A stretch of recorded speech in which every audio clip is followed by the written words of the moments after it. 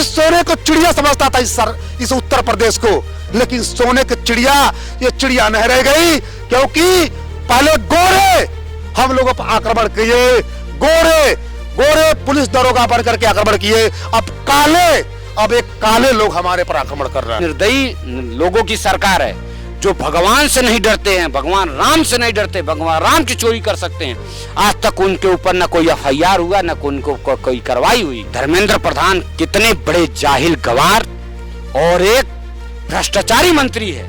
अब सोचिए, प्रधानमंत्री जी के सामने और मुख्यमंत्री जी के सामने एक छोटा सा प्यादा है, एक मंत्री के इस्तीफा के लिए पूरा देश लग गया, लेकिन उनको कान में जू नहीं। हमारे पिछड़े दलित आज की सरकार में होना गुनाह है। अगर जो होना गुनाह नहीं होता, सरकार के सभी मानक पूरा करने के बावजूद जहां हमको 7 साल पहले विद्यालय होना चाहिए, आज हम न्याय के लिए जो हम लोग जो है दर भटक रहे हैं। लेकिन मौजूदा मनुवादी विचारधारा की सरकार, मंदी चोर की सरकार।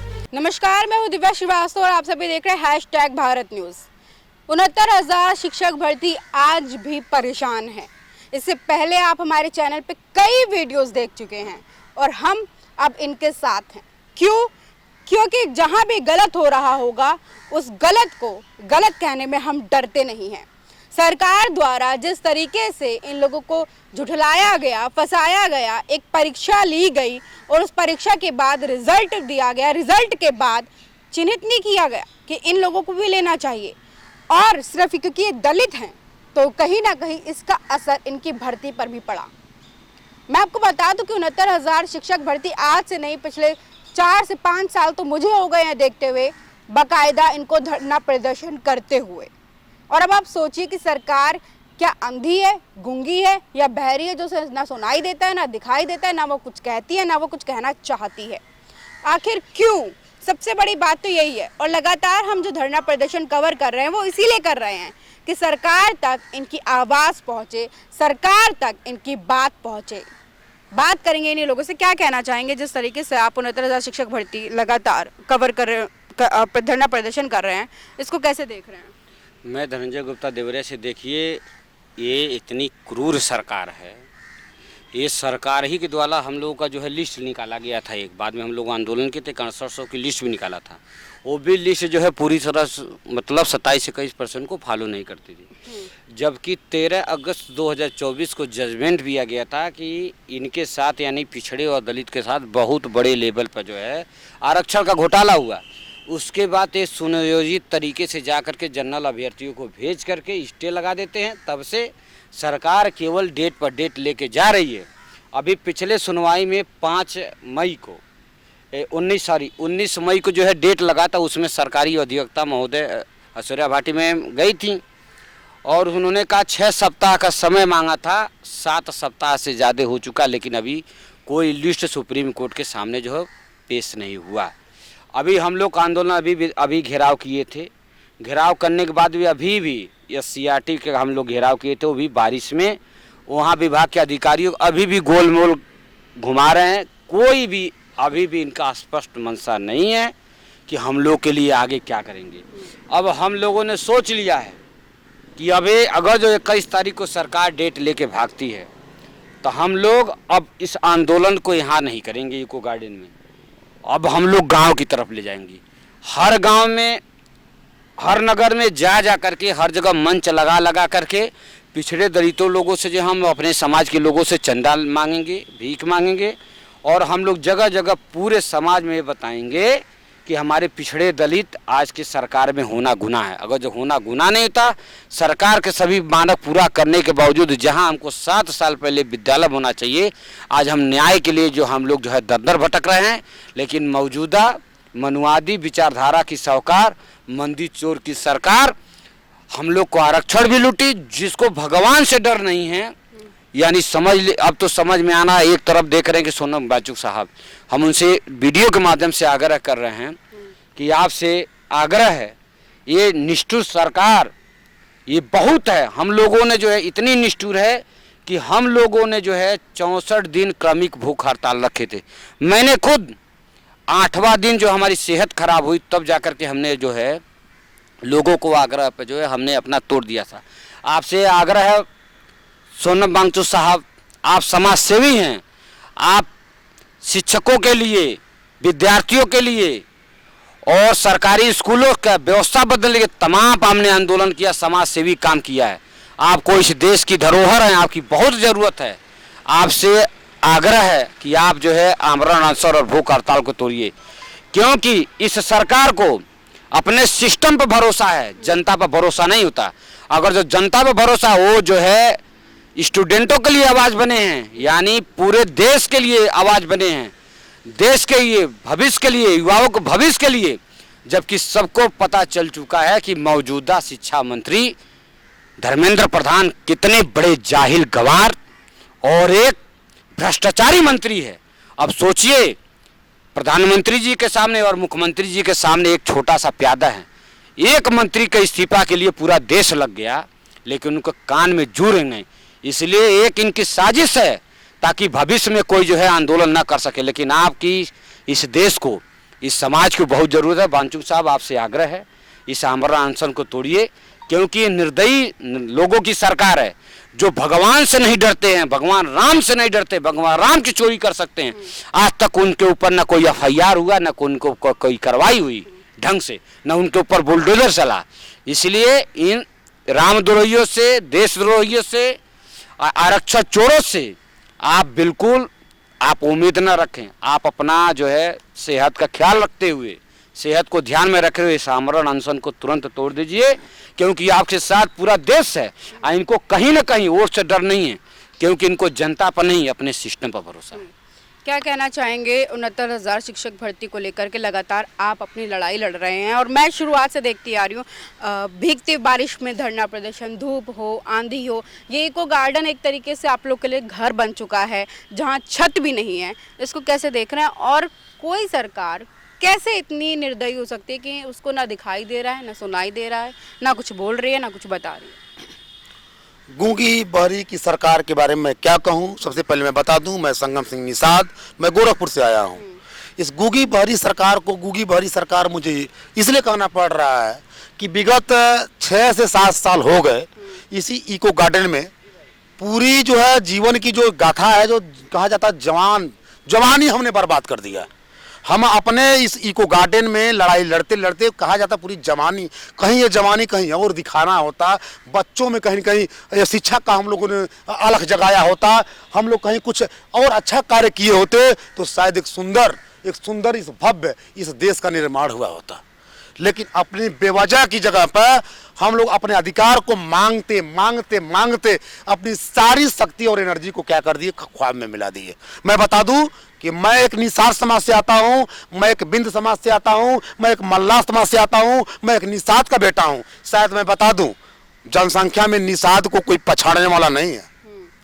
इतनी ज्यादा जनसंख्या है, लेकिन निषाद जिस दिन जग जाएंगे तो बड़े बड़े, मैं बता दूं, जिस सत्ता में आप रह करके, जो बड़े बड़े अधिकारी जिस सत्ता में रह करके हमारे साथ जो अन्याय किए हैं, 69,000 शिक्षक भर्ती को जो बड़े विसंगतियां के साथ हमारे साथ घोटाला हुआ है, मैं बता दूं ऐसे अधिकारी, और शुरू से लेकर के जहां मुखिया तक, ये हमारे पैसों से, हमारे टैक्स से जो जीवन यापन कर रहे हैं, और जो फोर्स और जो भी सारी चीजें व्यवस्था दी गई है, तो उस चीज का गुमान मत करिए, क्योंकि हमारे पैसे, हमारे चंदे से जो भी आप सत्ता और पावर में बैठे हुए हैं, तो उसका दुरुपयोग मत करिए।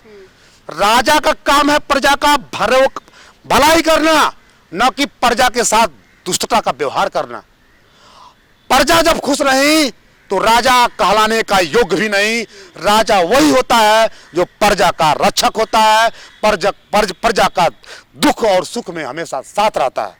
मैं बताना चाहूँगा कि मैं जिला गोरखपुर से रहने वाले हैं। मेरे माता पिता कैसे कैसे किस तरह से, मेरे पिताजी, मैं बता दूं, जा करके कहीं पर पूजा होता है तो पूजा में बाजा बजा करके वहाँ से पैसा इकट्ठा करके हमको पढ़ाई के लिए दिया करते थे। ये सोचते थे कि मेरा बेटा एक दिन पढ़ेगा, नौकरी पाएगा तो कुछ न कुछ मेरा परिवार बदलेगा।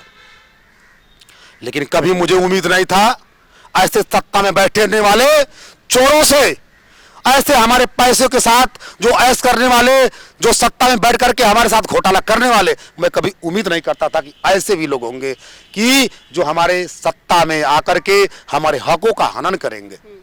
दर्द होती है सुन करके, दर्द होती है बता करके, समाज को बता करके। मैं चाहता था कि हमारा ये उत्तर प्रदेश, हमारा देश सोने की चिड़िया होती थी कभी।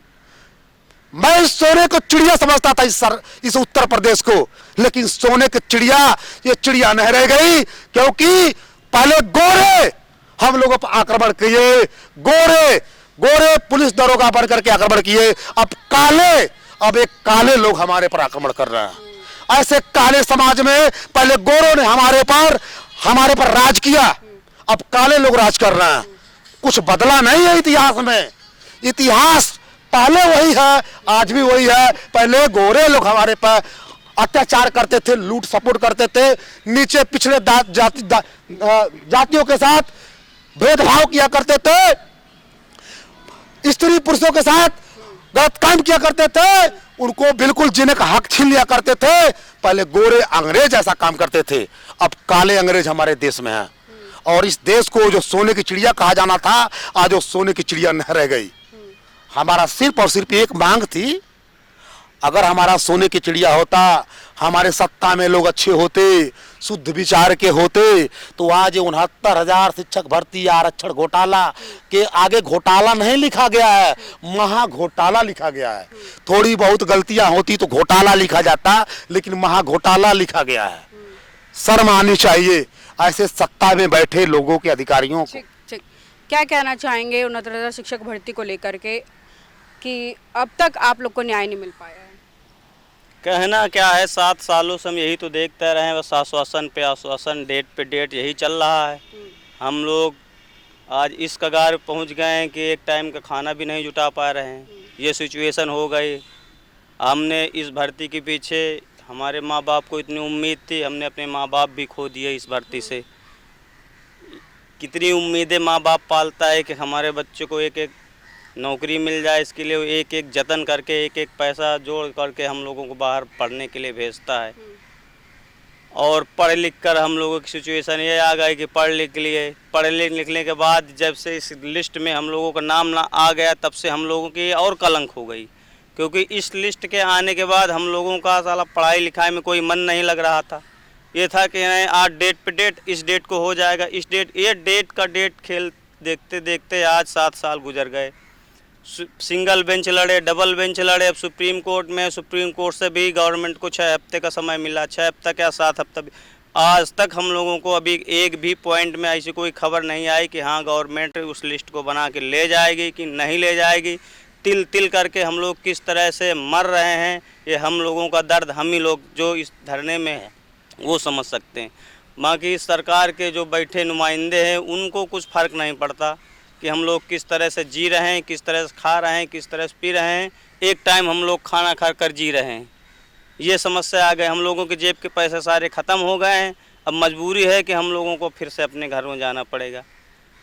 डेट लगी है 21 तारीख की, 21 तारीख की डेट के लिए हम लोगों के पास पैसा नहीं है कि हम कोई अच्छा वकील खड़ा कर सकें। डायरेक्टर साहब ने सीधे सीधे बोल दिया है कि आप अच्छा वकील करके ले जाइए, हमारे पास कोई ऑप्शन नहीं है। अब बताइए, एक बेरोज़गार व्यक्ति कहाँ से अच्छा वकील ले जाएगा? हैं, जिसको खाने के लाले पड़े हैं वह अच्छा वकील कहाँ से ले जाएगा? हम लोगों का अपना पेट भरना तो मुश्किल है। एक एक पैसा सब लोग जोड़ जोड़ के किसी तरह से कोई वकील छोटा मोटा खड़ा कर लेते हैं। खड़ा करने के बाद वहाँ जाते हैं तो पता लगता है अगली डेट लग गई, सरकार डेट लिख के भाग गई। तो बताइए, इसमें हम लोगों का दोष है या हमारी पढ़ाई का दोष है या हमारे माँ बाप का दोष कि उन्होंने हमको पढ़ा लिखा कर यहाँ भेज दिया? अगर हम पढ़े लिखे नहीं होते तो कम से कम अपने घर में रहते, कम से कम बाहर विदेश कमाते या कहीं भी जाते तो कम से कम हमारा कुछ तो स्टैंडर्ड मेंटेन होता। आज हमारी 40-42 साल की उम्र हो गई, हमारे हाथ में क्या है? पढ़ा लिखा समाज कहाँ जाए बताए? किससे याचना करे, किससे वो करे? हम लोगों के पास अब कुछ नहीं है। खोने के लिए हमने सब कुछ खो दिया, अपना बचपन जवानी सारा सब कुछ खो दिया हमने। माँ बाप की अपेक्षाएं थी, इच्छाएं थी, वो सब चली गईं। हमारी भी बहुत सारी इच्छाएं थी, वो सारी खाक में मिल गई।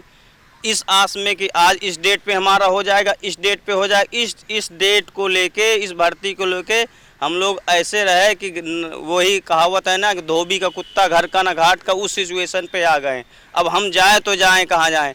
बस यही आखिरी उम्मीद लेके आ जाते कि शायद अब की बार योगी बाबा हमारी ये भर्ती को सॉल्व कर दें, ये मंत्री जी सॉल्व कर दे वो, लेकिन हमें तो बस आश्वासन पे आश्वासन मिलता जा रहा है।